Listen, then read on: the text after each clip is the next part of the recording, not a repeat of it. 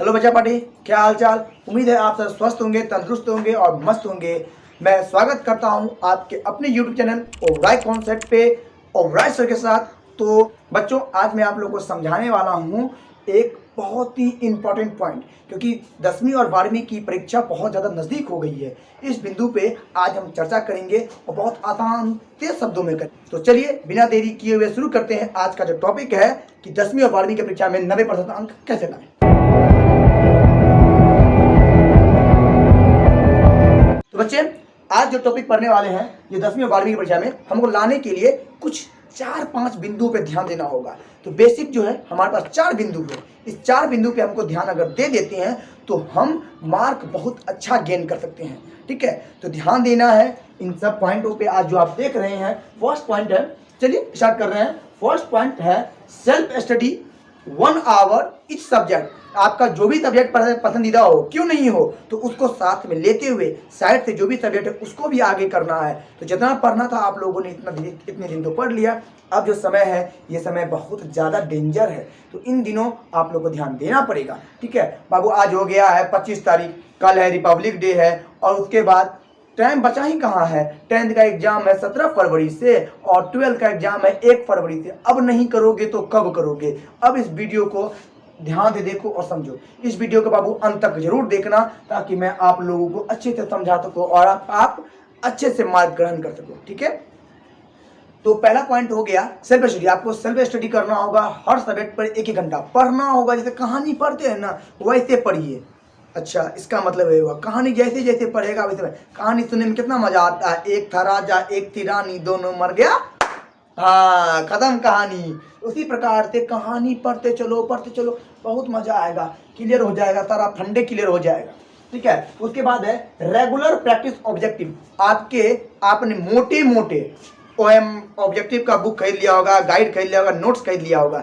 अब क्या करना है आप लोगों को, वो मोटे मोटे ऑब्जेक्टिव धरने के लिए लिया है, पापा को दिखाने के लिए कि आपका बेटा बेटी बहुत बढ़िया पढ़ता है। नहीं रे, मैथ करना पड़ेगा यहाँ पर। तो उस सारे ऑब्जेक्टिव को क्या करो, उल्टाओ आंसर देखो, उल्टाओ आंसर देखो, उल्टाओ आंसर देख के समझो। जितना समझ सकते हो उतना ज़्यादा कारगर होगा तुम्हारे लिए। ठीक है, second study notes point. Study notes point जो तुमको तुम्हारे शिक्षक लोग, जो तुम्हारे टीचर लोग दिए होंगे, जो जिससे तुम अभी तक साल भर पढ़ते आए हो, उनसे जो भी तुम पढ़े वो सारे स्टडी पॉइंट को तुम क्या करो, बस एक बार उल्टा के देख लो। अब बहुत मेहनत से तुम्हारे सर लोग दिए हैं, उसको एक बार उल्टा के देख लो। चाहे वो 10th हो, 12th हो, जो भी हो, जितने भी सब्जेक्ट मिले तुम्हारे, उन सभी पर विशेष कर ध्यान दे दो। ठीक है ना। चलिए, और लास्ट है practice OMR seat. OMR seat का प्रैक्टिस करो। मार्केट में जाओगे 20 से 25 रुपया में OMR का एक कॉपी मिलता है, जिसमें मोटी सी कॉपी होती है, 15-20 पेज होता है, आगे पीछे दोनों होता है। तो सेट बनाइए, मारिए। आज आपको उसी पॉइंट पर हम चर्चा करने वाले हैं कि कैसे मारा जाए। ठीक है, कैसे समझाएं, कैसे बनाएं, कैसे मारे। ठीक है ना। चलिए देखते हैं। मान लो एक OMR का सीट है। ठीक है, ये OMR के सीट पर आपको ये देखना होगा। ठीक है, वैसे OMR सीट ऐसा नहीं होता है, समझ रहे हैं। ABC, चलिए कब बनाते हैं D। ठीक है, यहाँ पर नंबर 1 2 3 4 5 6 10 तक करते हैं। याद रखना आपको कैसे मारना है।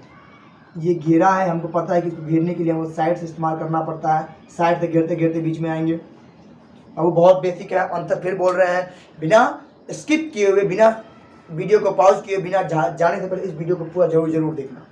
ये घेरा करने का अनुमान समझ में आ गया। ठीक है, हमको अब करना क्या है वो देखते हैं। ये करने के लिए क्या करेंगे, इस पर 1 से लेकर 10 तक एक क्रम सीरियल तैयार करेंगे कि 1 से लेकर 10 के बीच में कितना ज़्यादा A आ रहा है, B आ रहा है, C आ रहा है, D आ रहा है। 1 मिनट होल्ड, रुको।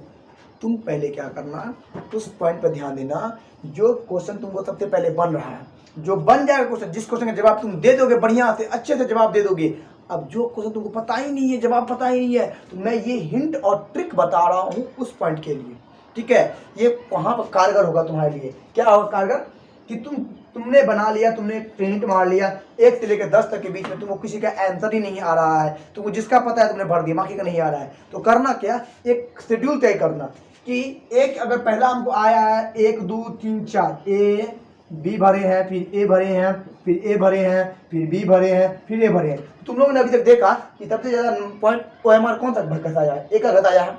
इसी प्रकार से एक 10 तक का 10 1 से लेकर 10 तक का जो सेट तैयार होता है, उसके बाद आप इसके बाद ही भर पाओगे। ये शेड्यूल तय कर पाना कि 1 से लेकर 10 तक में इतना हमको आंसर है, लेकिन ये आंसर आपको 100% नहीं होना चाहिए, उसके बाद ही ये आप ट्रिक लागू हो पाएगा। ठीक है, ये सारा ट्रिक उसके बाद ही समझ में आ सकता है। ठीक है, चलिए 1 से लेकर यहाँ तक आप चेक कर लिए, सारे ऑब्जेक्टिव को चेक कर लिए, जितने भी पॉइंट होंगे ए में अगर सबसे ज़्यादा पॉइंट नंबर आया है उसी में वही नंबर आप क्या करोगे 11 से 20 में इस्तेमाल करोगे। तो फिर 11 से 20 में जितना पॉइंट्स आया होगा फिर वो 21 से 30 फिर 31 से 40 इसी प्रकार इस्तेमाल करके बनाओगे। ध्यान देना, OMR को बढ़िया से भरना, घस के भरना, OMR पर रख के कुछ लिखने का प्रयास मत करना है कि वो कार्बन कॉपी होता है, छप जाएगा, तुम्हारा आंसर गलत हो सकता है, वो कंप्यूटर से चेक होता है।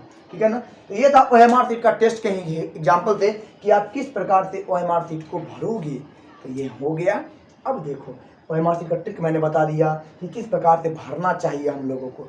बाकी सबसे पहले चेक करना कि जो आंसर तुमको आता है वो सब के सब उस आंसर पर जाना, बाकी जिसका नहीं आता है उसके साथ ये काम करना। ठीक है, क्योंकि बाबू मेहनत थोड़ा अगर कर लेगा तो क्या जाएगा, अब तो टाइम भी नहीं बचा है।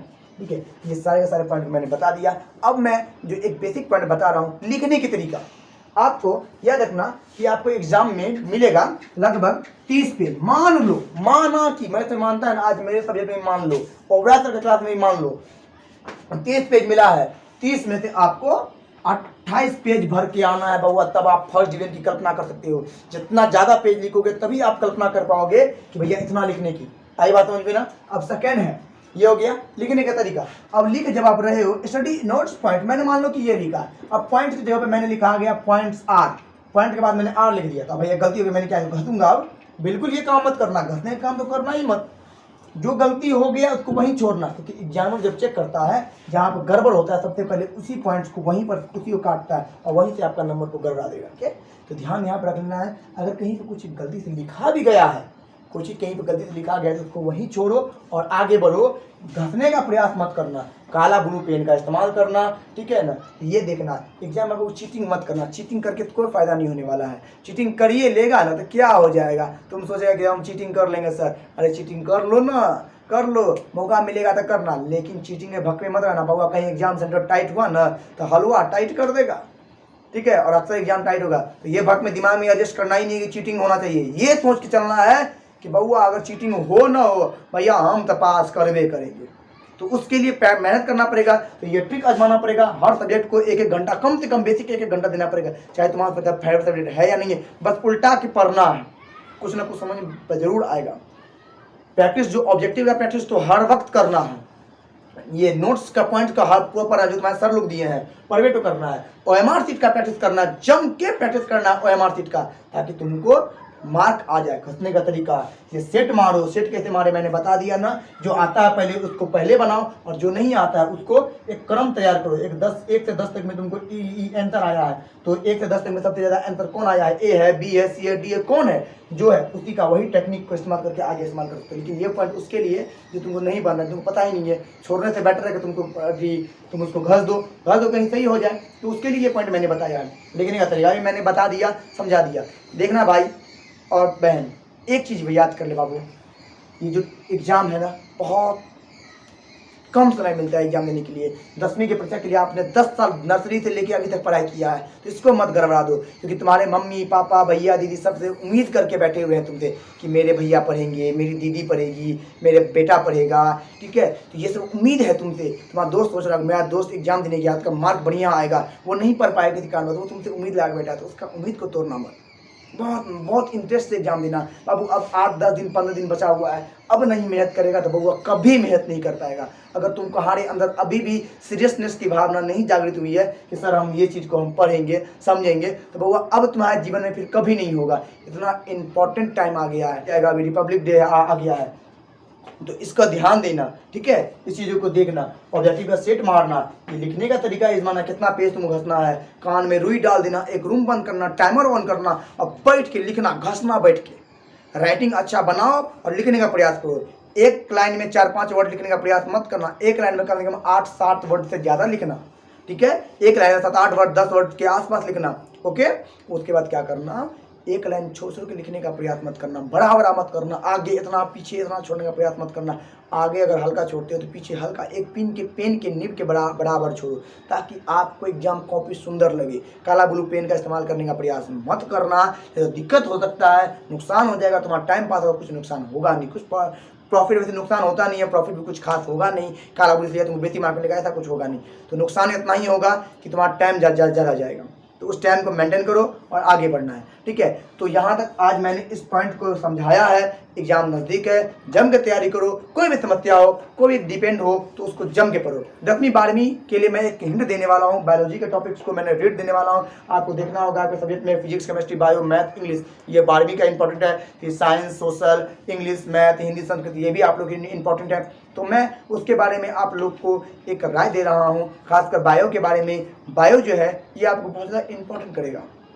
बायो में आपको फिगर कुछ आने वाला है, वो फिगर को आप तैयारी कर लो, ठीक है। ये फिगर अक्सर पूछा जाता है। एक फिगर है स्पर्म का, शुक्राणु का डायग्राम तैयार कीजिए, उसके सभी अंगों को समझ उसके याद कर लीजिए। मादा जनन अंग और नर जनन अंग दोनों का डायग्राम को दिमाग में छाप लीजिए, उसके सभी नाम को लिखते हुए, समझते हुए, ठीक है। और फोर्थ है पुष्पी पौधों में, एक पुष्प के पौधे में व्यंजनन की प्रक्रिया कैसे होती है, उस डायग्राम को, ये 4 डायग्राम आप याद कर लो। कौन कौन डायग्राम? एक शुक्राणु स्पर्म का, एक नर जनन अंग मादा जनन अंग मतलब कि मेल रिप्रोडक्टिव ऑर्गन्स और फीमेल रिप्रोडक्टिव ऑर्गन्स, ये 2 हो गया। और फिर हो गया एक फूल का, जो जिसमें रिप्रोडक्शन हो रहा है, तो मतलब कि जैसे बीजांड, ठीक है, अंडाणु बीजांड होता है ना, फूल वाला परागकण, ये सारे डायग्राम को तुम अपने मन में छाप लो, ठीक है। कैसे बनता है, उसमें कौन कौन सा पार्ट छाप लो। ये क्वेश्चन आता है ऑब्जेक्टिव में, ठीक है, सॉरी सब्जेक्टिव में आता है। ऑब्जेक्टिव में जो आएगा उसको डट के मुकाबला करना है। और कोई भी दिक्कत हो तो एकदम भीड़ जाओ, पेज खाली छोड़ के मत आना,